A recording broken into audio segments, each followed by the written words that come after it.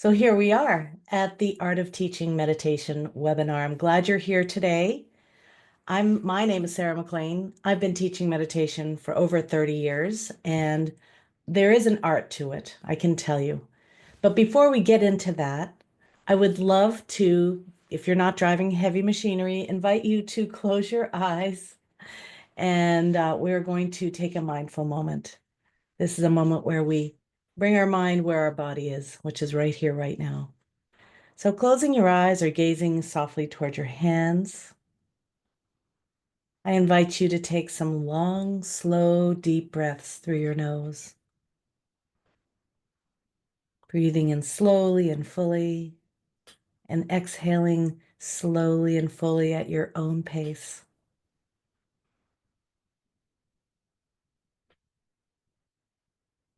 Three long, slow, deep breaths.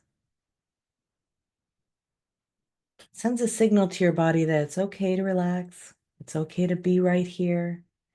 It's okay to let everything go that you were working with or dealing with just a few moments ago and to bring your attention right here, right now. Tuning into the breath now, allowing it to be natural, letting your body soften and relax. And set an intention that you'll be present during our half hour or so together as you gently open your eyes if you wish. And then notice how you feel. Just a few moments of mindfully taking a moment, stopping all the other doing and move into being, that is a mindful moment. It's a great way to start anything new. It's a great way to start a meeting, a meal, a conversation, whatever it is that you want to be fully present for. So if you're here, you probably have a meditation practice, and maybe you meditate every day, maybe you meditate every once in a while, maybe you do it only on retreats. And I was like that too. I dabbled here and there. I remember in college finding out about meditation, sitting under somebody's pyramid, trying to imagine chakras, which I didn't know what they were. And also, I was in the military and I was working with soldiers who were very stressed out, and I was actually a behavioral specialist. And I had the experience of meditating when my lieutenant, who was a nurse, guided us into a body scan as we were lying outside of a psychiatric hospital. As a behavioral specialist working with soldiers who have PTSD, unfortunately, some of them end up chronically stressed out, chronically disturbed by the stress. And I was lying outside, he was guiding us through it, and there was only 10 minutes of it. And it changed the way I felt that I wanted to feel. And it made me feel like I had a new normal. All of a sudden, the anxiety dissipated. All of a sudden, my body was relaxed. And the contrast between how I felt before that and how I felt after that was remarkable. Now, I'd love to say that we taught the soldiers this, but we did not. It was not copacetic at the time. I think it's happening much more now. But then I had the anxiety came back, I'm going to say. And I had a friend who said, look, you really need to do something about this. It used to take me over. And what ended up happening was I learned to meditate at his insistence. And I remember, like it was yesterday, sitting in a room in Washington, D.C., where I learned to meditate and where I was living at the time. And I remember feeling like I had come home. It had only been a 20-minute practice, and I felt this deep rest that I felt while I was in the on that lawn and outside of the psychiatric hospital. And I felt this deep rest of coming home that I will never forget. And it was enough impetus for me to start a practice that I did every single day and I've done ever since. And that was in 1989. So that was a while ago. Um, so my name is Sarah McLean. I'm sitting here now in Santa Barbara, California, and I'm here and I've been running meditation programs and teaching meditation since 1993. That's when I first became one of the meditation teachers for Dr. Deepak Chopra's center. And I've been teaching nonstop ever since. And I can tell you, I have seen life-changing experiences or I've seen life-changing in experiences and situations and nervous systems throughout all my years of teaching. People who were once afraid of sitting down with their eyes closed or didn't know how to express themselves or extremely introverted or didn't even like themselves, their whole lives changed with the practice of meditation. Now, have you ever had a moment where you thought, meditation's for me? Meditation is something I want to do every day. Meditation is something I can commit to. I imagine you have. That's probably why you're here. And you know that peace is possible.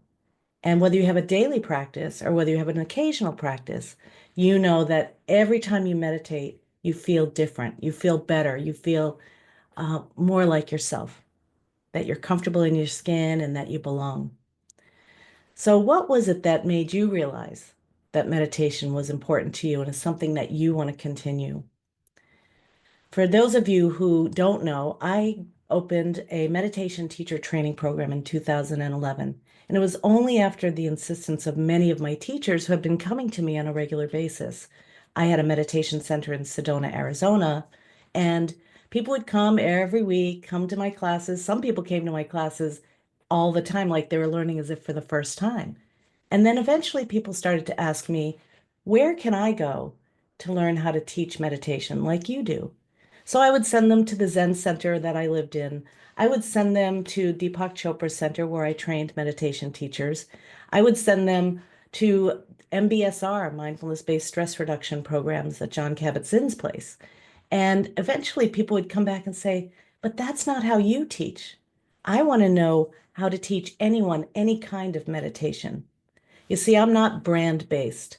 I don't just teach one type of meditation. In fact, I'm like a meditation jukebox, and I teach my teachers in training how to teach over 30 different meditations, whatever one's appropriate for them at the time, whatever they feel like would be the most helpful in the moment. Sometimes we work one-on-one with people, and we know, okay, this person really needs to touch the deepest part of them. While other times we have a big group of people that are really interested in helping to create change on the planet.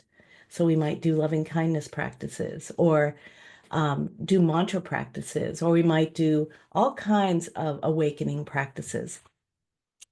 So, what has your own search for peace look like?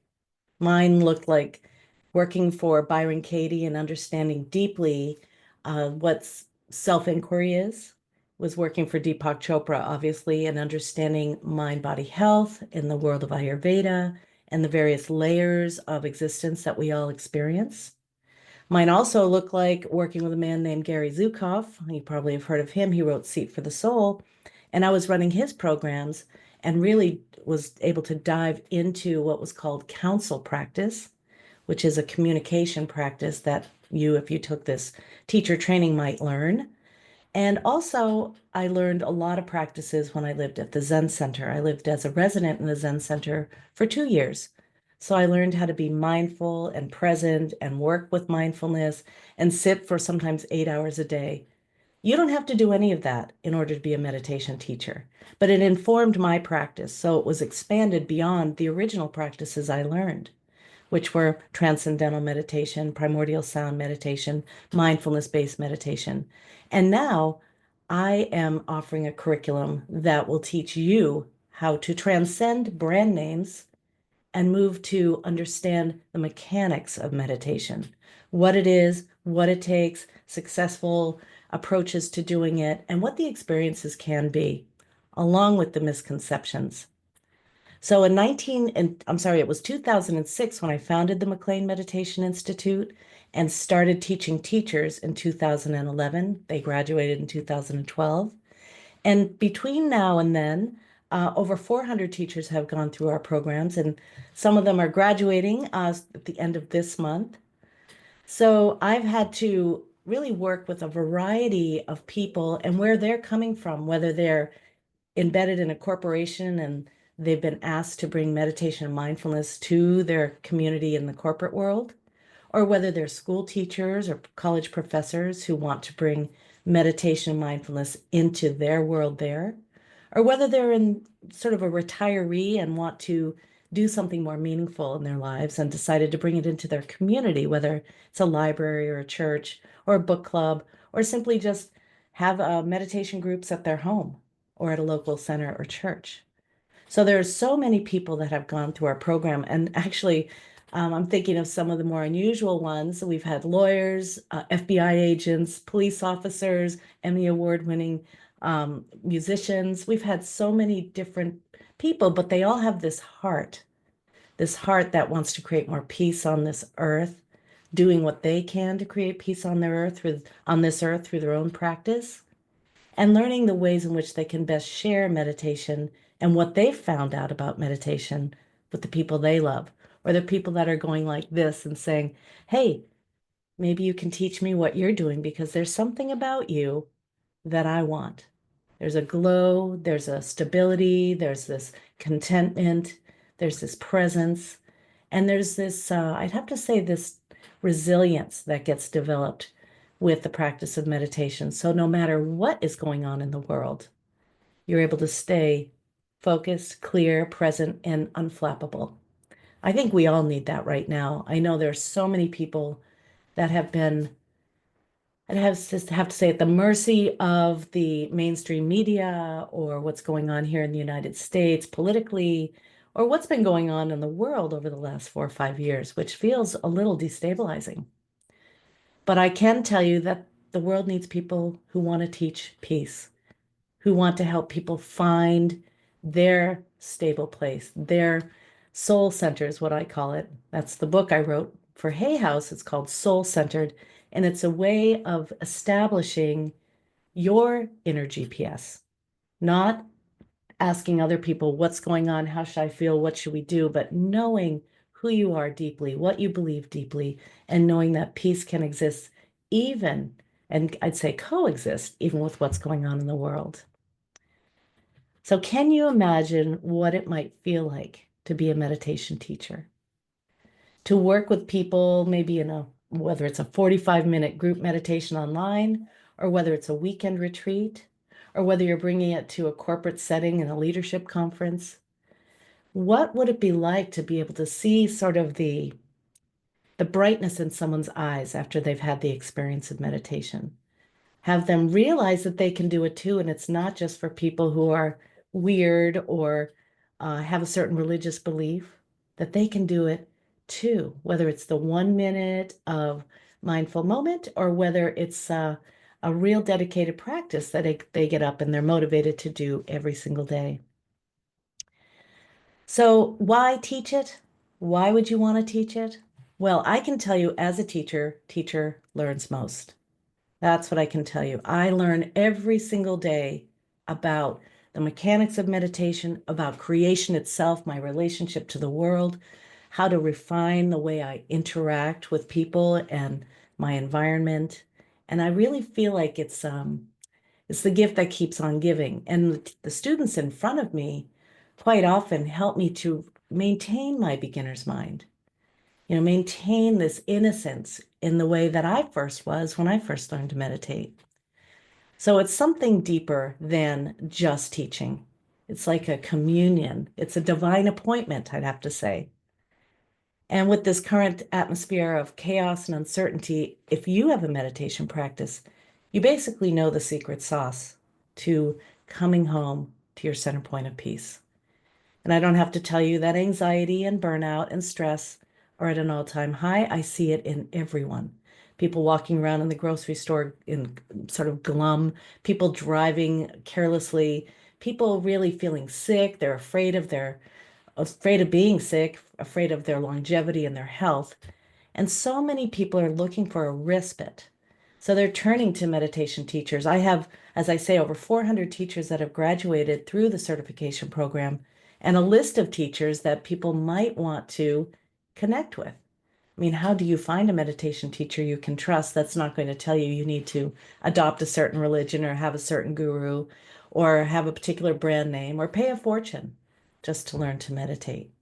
So this program is really about teaching you how to teach, but not only that, it teaches you how to deepen your own personal practice as we go through the wide variety of practices, ancient and modern, evidence-based, the kinds that are in the news today, all these different ways you can meditate, whether it's mindfulness or walking or forest bathing or talking and communicating as a meditation, or whether it's using your imagination to bring in what you want into your world, or whether it's to touch the deepest part of you.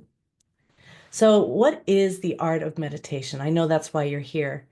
I'd have to say, first off, you have to embody your practice. You have to do the practice. You have to love your practice. You have to embody your practice. You have to embody the benefits of meditation. So for me, and I think I've sort of alluded to this, the benefits for me are less anxiety. It's not that it never shows up, but it's not taking my world over. Less anxiety, more confidence, more presence, more commitment to peace inside and out, more commitment to being authentic. And this is this embodied wisdom. And this program that I teach through the Meditation Teacher Academy starts with a program called the Awaken track. Awaken is a 9-month meditation course where you deepen your personal practice. You start to do the whole 360 of your life, looking at your relationships to yourself, your body, your mind, to the people around you, to the environment, to, to who you are and what you want. So it's this embodied wisdom that's primary for teaching meditation. Secondly, there is this ability to stay present with whatever is happening. So, because I've taught meditation to thousands and thousands of people, literally, I can tell you that crazy stuff happens when you're teaching meditation. But there's a special way a meditation teacher can address it. It's by paying attention, being present, becoming less reactive and more responsive, and to be able to create a space in the room or wherever you may be so that people feel safe and they're able to access their inner wisdom. That's the main thing, is to be able to not just share what you know, but to be an embodiment of peace and receptivity and kindness and inclusivity. Next, I would have to say holding that space with compassion. Now, you're a meditation teacher. Perhaps you don't know everything there is to know about meditation. Perhaps you've only studied for 9 months with the Awaken track, and now you're on to the Become track, which is how you become a teacher and learn the skills of decoding research, speaking in public. I know that scares people. Learning how to write your own meditation and guide your own meditation. But you've also learned how to listen with love and hold space for people who are facing a challenging time in their life, for people who are dealing with their own mortality or dealing with anxiety that's debilitating. Those are the people that tend to come to learn to meditate. There's usually something that is the impetus for them to want to get some relief. Maybe their doctor told them to meditate. Maybe their friend, like mine, told me to go meditate. Or maybe they just have tried it before and decided, now's the time. Now's the time in my life. And of course, one of the other bits of being a better meditation teacher, a good meditation teacher, is to always be the student. Always be the student. There's a new meditation that people are into. What is it? What does it involve? What are the promises? What are the mechanics of it? What's that technique? And if there's new research, not being afraid of all those little tiny prints and all the words you don't understand, but to dive into it and look at who's being studied. What are their issues? What practices are they doing? And what benefits did you find out that they have? And being able to decode research for your students. So how does someone learn to teach meditation? Well, first, they have to dive deep into your own mind and body and the physiology that can be affected through meditation, whether it's the fight or flight response, the rest and digest response, or whether it's the state or traits of the brain. Really looking at the ways in which meditation and the state of meditation can create long-lasting effects, not only physical, but then ultimately behavioral. Also, you need to deepen your own practice, which, of course, in the Meditation Teacher Academy is one of our first approaches, is really getting you on board with understanding meditation, the mechanics of it, the experiences you can have, the misconceptions around it. And I've really made an effort to create um, a teaching platform so that you can figure out how to meet whoever's in front of you as they show up. What are their misconceptions? Do they understand the three ingredients of meditation, what every meditation takes? How about the five essentials to meditation? What are the best ways to meet your own mind? And then, of course, taking a look at the states of awareness. There's the waking state, which we're in now, but there's also that meditation state. And what does that entail? What does that include? So there's so many ways you can learn to teach and come and meet your student where they are, whether they think they can't do it because they can't stop their busy mind, or whether they don't think that it's for them, but somebody convinced them to come because they were dealing with an illness. So 6 months into the 9-month Awaken course, that's when we start to look at how you can be a teacher. What do you believe in? What are your guiding principles? How can you get out of your own way and share who you are with the world? So this is a practicum. Not only do you understand research, not only will you understand how to write a meditation and how to pace a meditation, how to answer questions about meditation, but you also learn how to stand and deliver a meditation class, a meditation guided meditation, or even just a conversation on a plane, about meditation with someone who thinks it's just plain weird. And you're able to meet with them and share with them the benefits you've experienced and that are possible with meditation.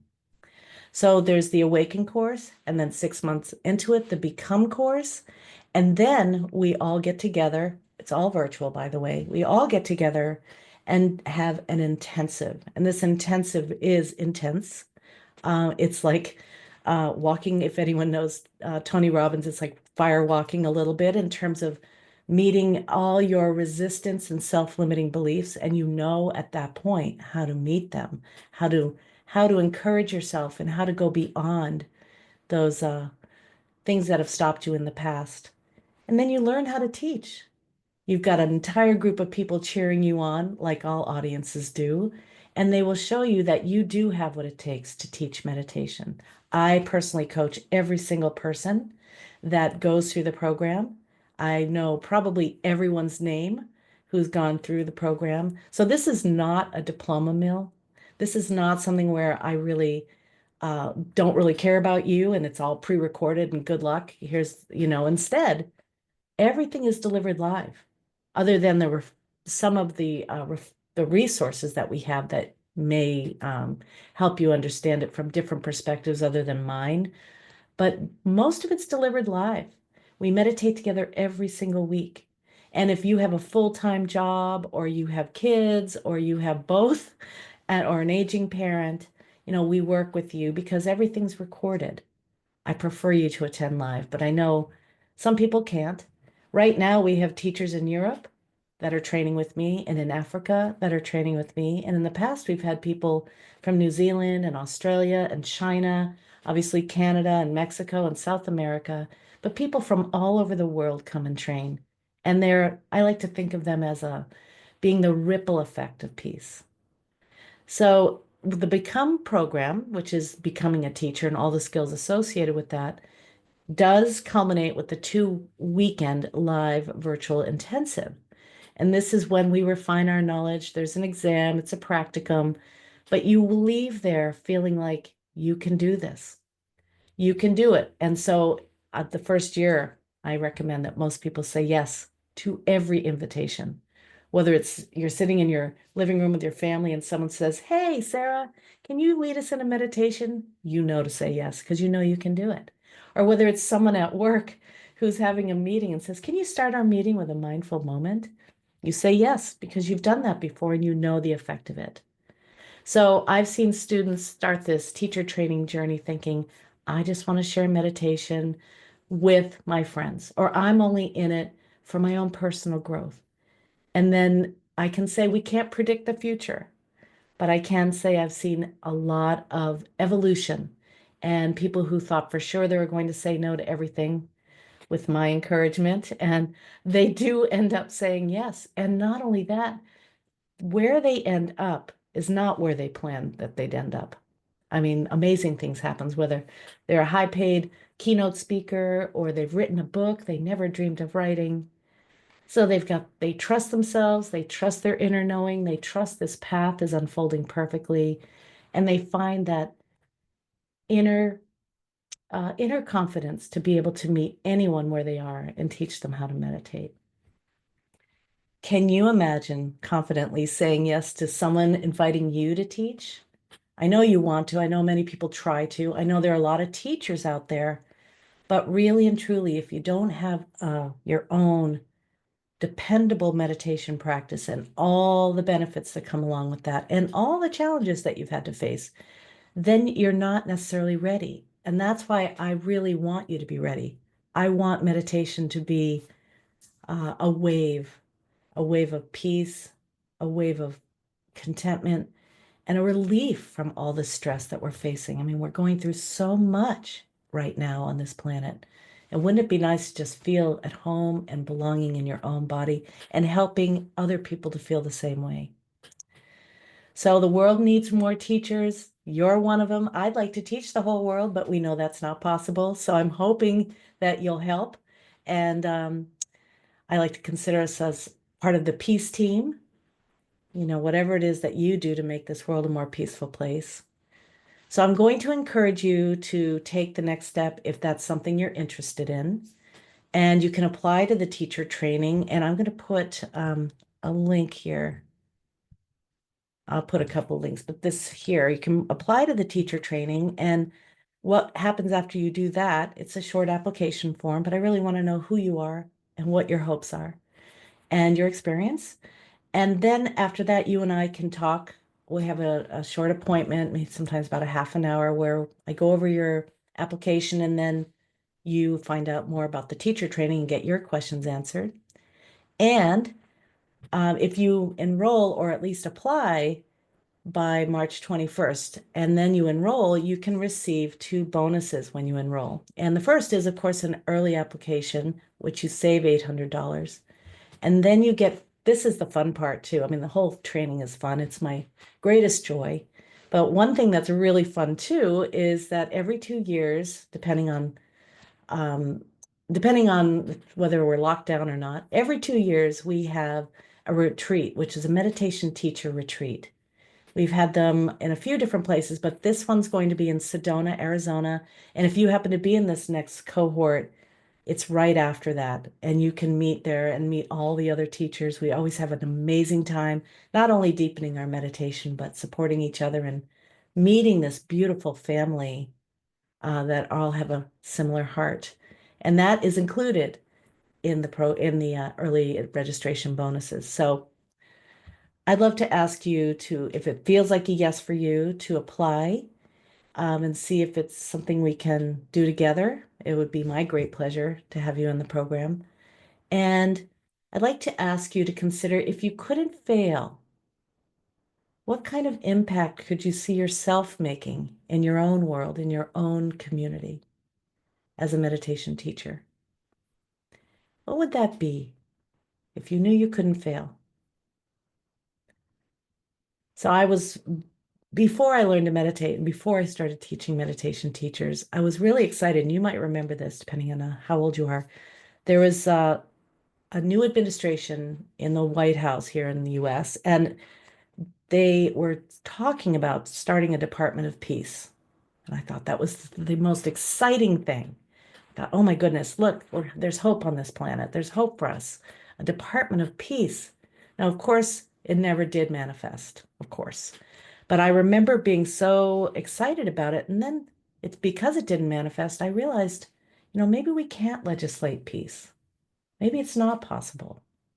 And then serendipitously, I was reading this poem by Lao Tzu, and he's a Chinese philosopher. I think he wrote the Tao Te Ching, and he said, if there's to be peace in the world, there must be peace in the nations. In order to have peace in the nations, there must be peace in the cities. In order to have peace in the cities, there must be peace between neighbors. In order to have peace between neighbors, there must be peace in the home. And in order to have peace in the home, there must be peace in the heart. There must be peace in the heart. It's a ripple effect. It's not legislated from the top down. It happens with each one of us. And if we can be the ripple effect of peace, whether it's in our own home or in our own community or in the world, think of what kind of world we could live in. So you can be the ripple effect just by continuing your meditation practice. But if you want to have a bigger effect, I encourage you to join us at the Meditation Teacher Academy. The first day it starts is April 26th. And if you apply by March 21st, you get the bonuses. And I know there's some teachers on here. I see some names of teachers that have been through the program before, and they're here to support all you new people who may not know much about it.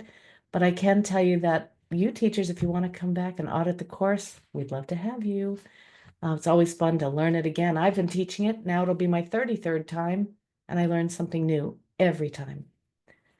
So thank you for your time today. I'm going to stop the recording. I am going to answer some questions that I see in the chat, but I really appreciate you being here, and thank you.